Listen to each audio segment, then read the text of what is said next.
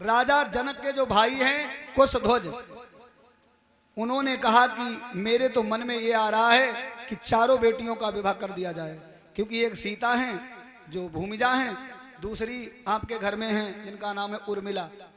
उर्मिला के लिए लक्ष्मण बहुत योग्य रहेंगे। और सुनो, मांडवी नाम की बड़ी सुंदर मेरी बेटी हैं, जिनका अगर विवाह हो जाए तो भरत के साथ बहुत अच्छा रहेगा। सबसे छोटी बेटी का नाम है सुत कीर्ति, जो शत्रुघ्न जी के लिए योग्य रहेगी।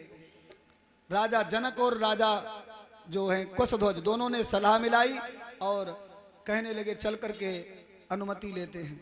जनभाषा में सब बैठ गए, जनभाषा में सभी बैठे हुए हैं। तो महामुनि परम ज्ञानी वशिष्ठ जी से कहा गया कि आपके राजा जो शिष्य हैं उन्हें समझाओ और प्रेम पूर्वक मेरी चारों बेटियों का विवाह अपने चारों पुत्रों के साथ कर लें। वशिष्ठ जी ने कहा हम ऐसे नहीं हामी भरते हैं, तुमने एक पत्र भेज दिया, हम चले आए तुम्हारे निमंत्रण पर, अच्छी बात है, परंतु अपना पहले गोत्र बताओ, आप किस वंश के हो, क्या तुम्हारा बैकग्राउंड है। आज लोग पूछते हैं कि नहीं, बताओ अपने वंश के बारे में। तो राजा जनक स्वयं अपने आप नहीं बता रहे हैं। राजा जनक के घर में अहिल्या के पुत्र शतानंद जो कुल पुरोहिती करते हैं, कुल का महाराज हित करने के लिए कुल पुरोहित रहता है, तो उन्होंने कहा हे राजन दशरथ, ये जो राजा जनक हैं ये सूरवंशी राजा हैं, ये सूरवंशी क्षत्रिय हैं। सुनिए इनके वंश की कथा। देखो भगवान नारायण थे, नारायण के पुत्र हुए ब्रह्मा, ब्रह्मा के पुत्र हुए मरीचि, मरीचि के पुत्र हुए कश्यप ऋषि, कश्यप ऋषि की 13 पत्नियां थी, दिति अदिति दनु काष्ठा विनिता कंद्रु अनेक थी। तो उन्हीं दिति नाम की पत्नी से दैत्य हुए, अदिति से आदित्य हुए यानी सूर्य भगवान हुए, और सूर्य भगवान के पुत्र हुए अश्विनी कुमार, अश्विनी कुमार और अश्विनी कुमार के पुत्र हुए राजा इक्ष्वाकु, राजा इक्ष्वाकु के पुत्र है राजा निमि, राजा निमि के पुत्र है राजा मिथि, और राजा मिथि ने एक नगरी का निर्माण किया और उसमें अपनी राजधानी बनाई जिसे कहा गया मिथिला। ध्यान रखना, इन राजा मिथि के पुत्र हुए राजा जनक, राजा जनक इनके वंश में हुए, और जनक के पुत्र हुए राजा उदाबसु, राजा उदाबसु के पुत्र हुए राजा नंदीवर्धन, राजा नंदीवर्धन के पुत्र हुए राजा सुकेतु, राजा सुकेतु के पुत्र हुए राजा देवरात। देवरात को मैंने कल बताया था कि इन्हीं देवरात राजा को महादेव ने त्रिपुरासुर का वध करने के बाद पिनाक नाम का धनुष दिया था, कल यदि आपने सुना हो तो। देवरात, और देवरात जो थे उनके पुत्र है राजा बृहद्रथ, राजा बृहद्रथ के पुत्र है राजा महावीर, राजा महावीर के पुत्र है राजा सुधृति, राजा सुधृति के पुत्र है राजा धृष्टकेतु, राजा धृष्टकेतु के पुत्र है राजा हरस, राजा हरस के पुत्र है राजा मरु, राजा मरु के पुत्र है राजा प्रतिबंधक, राजा प्रतिबंधक के पुत्र है राजा कीर्तिरथ, राजा कीर्तिरथ के पुत्र है राजा देवमीड़, राजा देवमीड़ के पुत्र हुए राजा विबुध, राजा विबुध के पुत्र है राजा महीध्रक, राजा महीध्रक के पुत्र है राजा कीर्तिरात, राजा कीर्तिरात के पुत्र हुए राजा महारोमा, और महारोमा राजा के पुत्र है राजा स्वर्ण रोमा, राजा स्वर्ण रोमा के फिर 2 बेटा हुए। बड़े बेटे का नाम है क्षीरध्वज और छोटे पुत्र का नाम है कुशध्वज। जो क्षीरध्वज हैं वही तो हैं राजा जनक रामचंद्र जी के ससुर जी महाराज।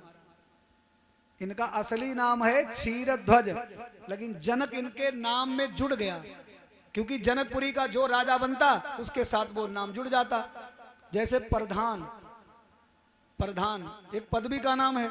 अब जैसे आप यहाँ कथा सुन रहे हो, अगली बार अगर कहीं मालिक ने चाहो को प्रधान बन गए तो उनने के खेमकरण प्रधान हो गए हैं, प्रधान जी कहाँ जा रहे भैया का है, तो ये प्रधान नाम जुड़ गया नाम से, और लोग प्रधानी 5 ही वर्ष की पाउत और जिंदगी भरे को नाम हुई जाते, बोले भैया भूतपूर्व हुई गए।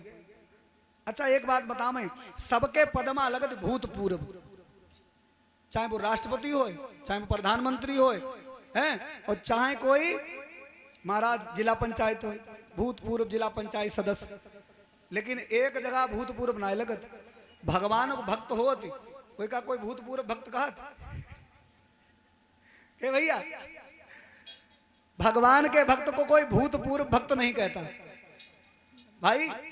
नरसिंह भक्त हुए, मीराबाई हुई, तुलसीदास हुए, कोई कहते कि भूतपूर्व भक्त, यानी भक्त हमेशा जीवित रहता है। जो भगवान से जुड़ जाता है वो अमर हो जाता है। इसलिए लिखा है, अरे राम का नाम ले कर जो मर जाएंगे, वो अमर नाम दुनिया में कर जाएंगे।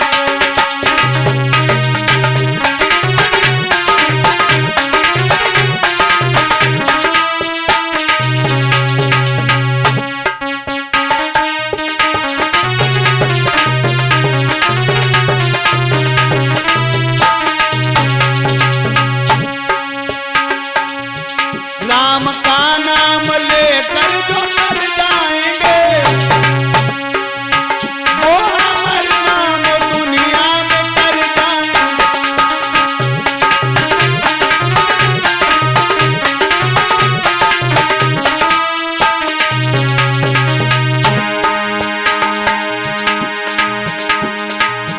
मेरी मानो सलाह है इसी में भला, भजन भगवान का कर लो भैया मेरे। मेरी मानो सलाह है इसी में भला, भजन भगवान का कर लो भैया।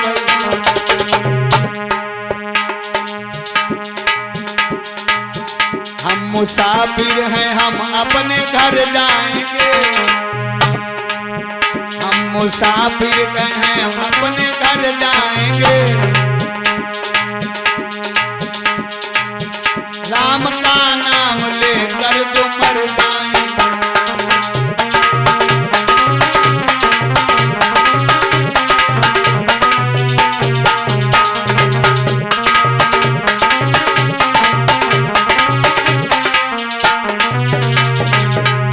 राम का नाम लेकर जो मर जाएंगे, वो अमर नाम दुनिया में कर जाएंगे। वो अमर नाम।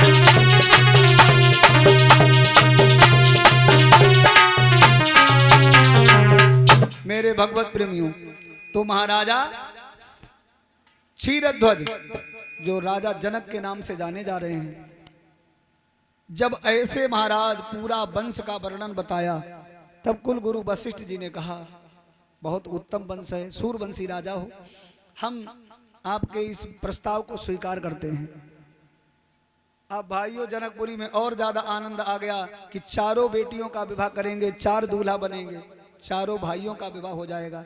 मेरे भगवत प्रेमियों, तो अच्छा, जब घर में यहाँ से दूल्हा बन करके जाता है तो माताएं बहनें रिश्तेदार के सभी लोग आते हैं और फिर दूल्हा को धीरे धीरे खूब सजाते हैं और फिर माताएं बन्ना गाती हैं, दूल्हा राजा सज रहे हो हैं, उधर महाराज बैंड बज रहे है और माताएं कौन सा गीत गोती सबसे ज्यादा?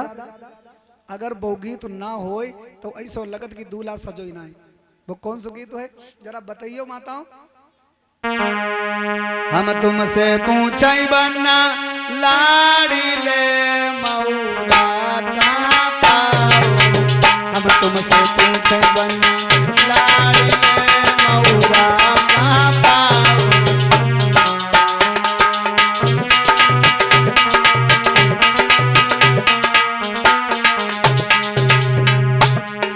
और क्या कहती है आगे के, मैं मालूम नहीं। तुम्हारी बहिना यारू रे मलिया लैया, हम तुमसे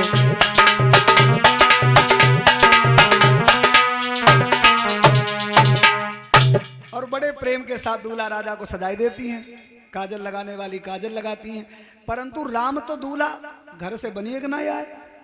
अब दूल्हा बनना है जनकपुरी में, तो सीता जी की सहेलियां राम जी को बुलाई ले गई, कहने लगी चलो। सीता जी की जो रिश्ता भाभी लगती थी, कहने लगी चलो हम तुम्हें खूब बढ़िया सजाई दी। लेके आई और राम लक्ष्मण भरत शत्रुघ्न को खूब प्रेम से महाराज आज पहले तो उबटन लगायो। उबटन लगता है विवाह में कि बन्ना को महाराज कलर जो है खुल जाए, बढ़िया महाराज ठीक ठाक सुंदरता छवि में आई जाए।